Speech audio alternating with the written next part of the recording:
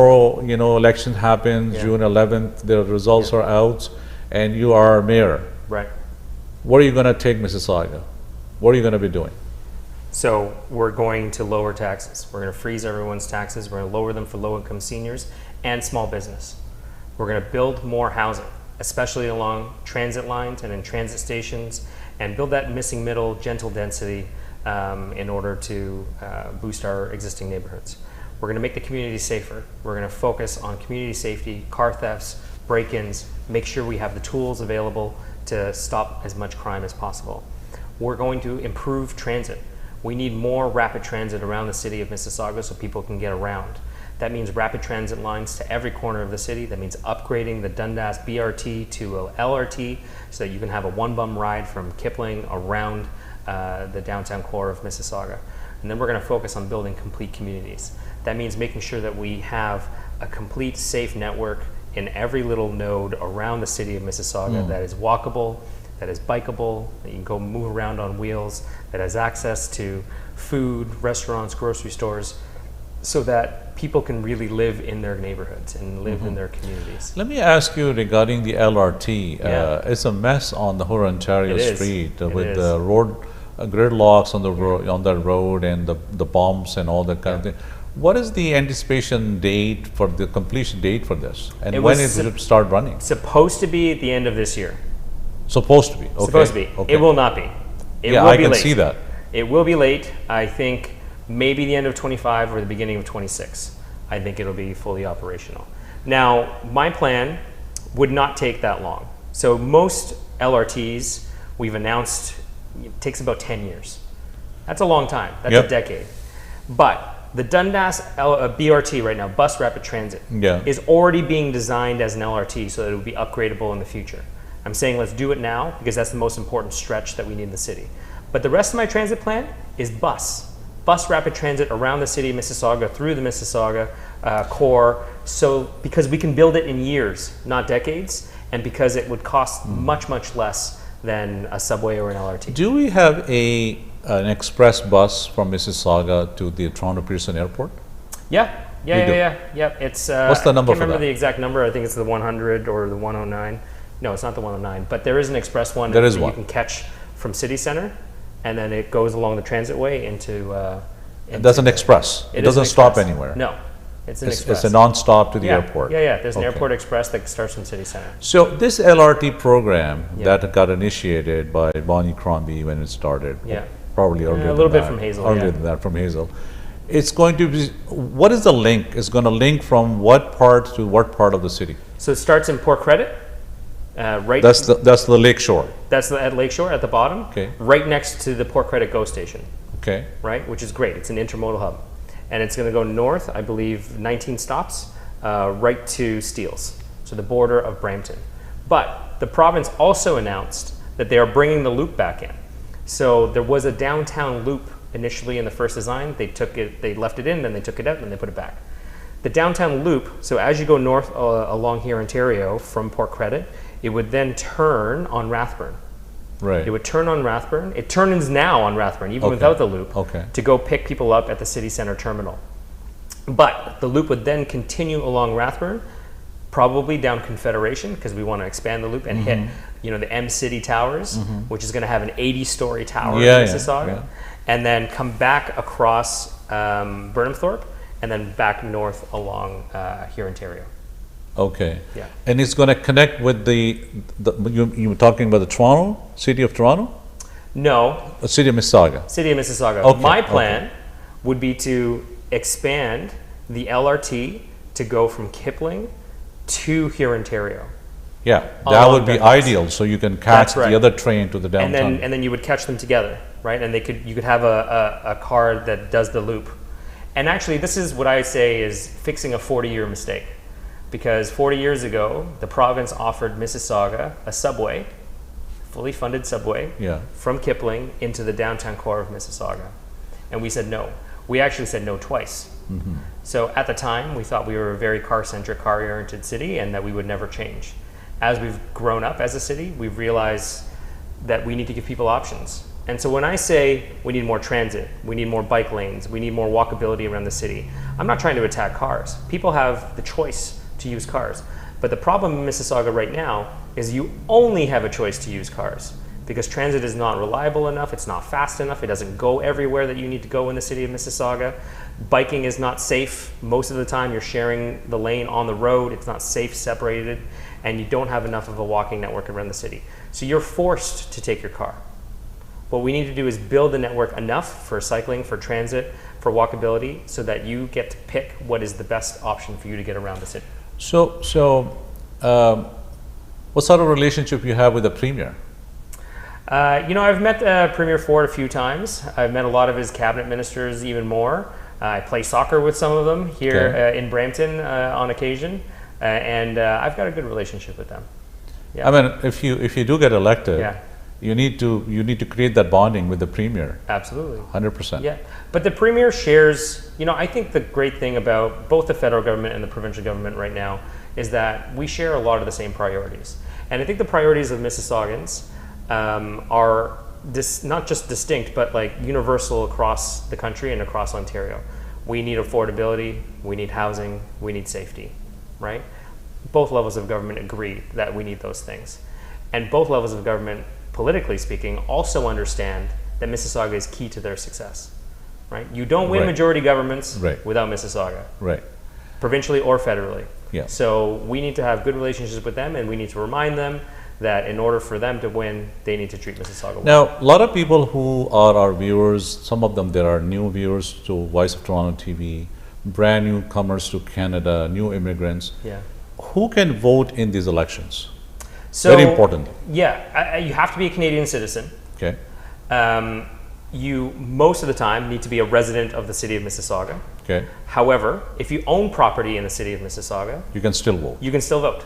You just need to bring proof that you own property in the city of Mississauga. So let's say you have your driver license address is somewhere else. Say it's in Toronto or say it's in Brampton, but then you have a business license and something that says that you own this property in the city of Mississauga. You can pre-register online. Go to Mississauga. So you have to be owning a property, or you can be owning a business in Mississauga? A property. A property. It's property owners. Then you can. Then you can vote. Then you can vote. Yeah, but you can pre-register. You can check on MississaugaVotes.ca.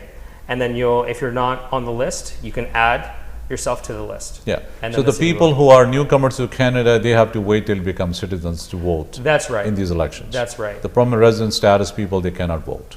No, they can't. But we've tried to change that in the past. There were some issues in terms of whether or not people believed it was appropriate or not. But they can still get involved, right? You can put a lawn sign. You can volunteer. Yeah, exactly. You can advocate for the things that matter to you. And I understand that a lot. My parents are immigrants. Yeah. They went through the same thing. They understood what was important to them, and they said, if you want to change something, you got to get involved. And I think one of the things I want to emphasize is that only 21% of people voted in the last city election in Mississauga. That is true. That is true. That's pretty bad. In your writing, what are some of the challenges you think that you have right now? You want to mitigate those, if you can become a mayor, which you have not been able to do it as a council. Yeah, I think as a mayor, you need a vision for the entire city, right? I think sometimes councillors get tunneled into, this is, my riding, my ward, stay out of it. Yeah. It's my community. And, for example, Councillor Dasco, we were doing a study along here in Ontario for the LRT that we were just talking about. Right. And we said, we should reduce all the parking minimums along this corridor because we want to encourage more people to take transit. And he had a motion to pull out his entire ward from the study. So we let him do that. We let him do that because we wanted to get the motion passed. So, that's, I think, a little bit of a failure of leadership. We need to be able to treat the whole city as a city. And I'd like to bring some issues to the forefront that, especially around transit planning, especially around building planning for housing, that we need an approach that can help the whole city. And we shouldn't be picking out pockets of the city to exempt them. So if this is for my people who are watching us, sure. On today's date, May 31st, what are the polls suggesting? Where are you at on the polls? I think we're in a really, really good spot. All right. I think we're in a really, really good spot. We've been in the top 3 in the polls for the last couple of I months. know that. And we've been rising every time. Every time we're I gaining, saw there has been Yeah. a 3 to 4% of a shift Yeah. between Carolyn Parrish, Deepika, and yourself. Yeah, that's right. But So, you have another 10 days to go, 9 10 days to go. go. We narrowed the gap significantly, and Carolyn Parrish lost a lot of support just in the last few weeks. And partly, I think, Why that's she was not at these, debates. yeah. I mean, she's not doing media. She's not doing debates. What is the reason behind that? I mean, she said she's being intimidated, which I think some people are raising eyebrows about. But I think she went to one public event and said some pretty problematic things around immigrants and refugees. And I think she got a lot of pushback from that. She also talked about a municipal land transfer tax. She So that's the said backlash some she got? Yeah, and there's a lot of backlash on that. And she's always been known as someone who speaks her mind. And she's always known that that gets her in trouble. Some people like that. But now, for the first time in her career, she's hiding, right? And I don't think that's fair. I don't think that's fair for the residents, for the voters, who need to know that they have a choice and that they need to be able to hold people accountable. You can't hide as the mayor of Mississauga. You know, Hazel was everywhere. She went to every event. She talked to every person she could talk to. She had a Sunday night TV show phenomenal. to answer questions. That's what a real Yeah. mayor does. That's real leadership. And I met her actually when the Premier's caucus, one Right. of their MPP was getting married. yeah, And then we were at a dinner. And then I met her before she passed away. Right. And she was like up, ready, Yeah. and she had a lot of energy. a lot of energy at that time. Yeah, and I mean, I don't think you see that in Carolyn. I think right now it's unfortunate that she's hiding that. So, you know, that's too bad. So you think that your contender is more to do with Deepika, yourself, both of you? Yeah, I think Deepika and I have very different views on a lot of things, especially around, you know, transit-oriented communities. In her community in Cooksville, she's trying to limit the amount of heightened density around that particular GO station, where you have 3 transit lines. You have the Hurontario LRT, you have Dundas Rapid Transit, and you have the Milton GO line. That's where we need to be intensifying the most. She's fighting a lot on building bike lanes and connected communities. I think that's important for us to have a complete network that's safe and separated. She's against that. She wants to raise your taxes because she wants to do it by the rate of inflation. That's an argument that we're both having. She thinks that's important. I think it's more important to help people right now responsibly, which I have a plan for. So, you know, I'm happy to have that debate with her, and we've been having those debates over the last several weeks. You can go watch them again, Sure. but I think there's a real choice for people right now. Thank you, Alvin. I really appreciate you coming in today. But before you go, that's your camera. You can put out a message to our community before you go. And we wish you all the best. Yeah, wish you all the best. Thank you so much for having me. Thank you No for the invitation. Thank you to the audience for watching and being so engaged. I said recently that only 21% of people voted. That's only 1 in 5. So you have a real choice. And if you choose to go out and vote, you have a real opportunity to have an impact in the future of the city of Mississauga. I'm incredibly invested in this city. I love the city. I've lived here almost my entire life. My parents are still here. They're aging seniors. My kids are here, and I want them to be able to live here as they get older. That's not a city that we have available to us right now unless we solve the problems around affordability, unless we solve the problems around housing, unless we keep this community safe. But I believe in the city. I'm ambitious for our city. I love this community, and I know that we all want better, and I believe we can do better. We can build better transit. We can build more housing. We can make the city more affordable. And so I want you to go to my website, alvintejo.ca, see my plans, send me your questions and concerns, but most of all, please go out and vote on June 10th or this weekend. And I will do everything I can, and I will always fight for the city of Mississauga every day that if I am honored to be mayor, that's what I will do.